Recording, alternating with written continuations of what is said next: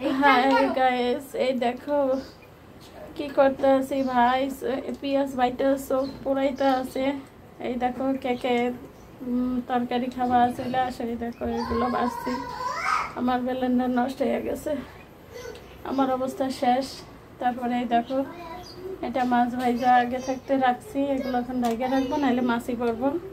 এই দেখেছো আমার এই রসিগড়ের জায়গা কম।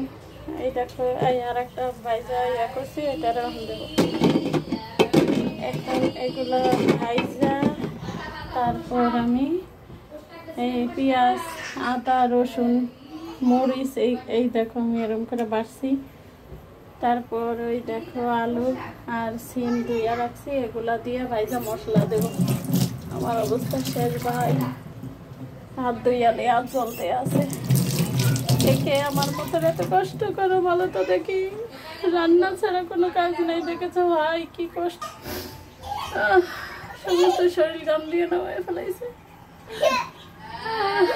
কে কাজ করবা, কাজ ছাড়া বাদ নাই। এই দেখো কাজ করতে করতে আমার অবস্থা কি। অনেকদিন পর আমি ভিডিওতে আসলাম ভাই, আমার অবস্থা খারাপ। ভিডিও ছাড়তে হবে, কোনো ভিডিও পাইতেছি না, কি ভিডিও বানাবো। তাই রান্না করবো, সবাই খাইতে আসো। আল্লাহ হাফেজ।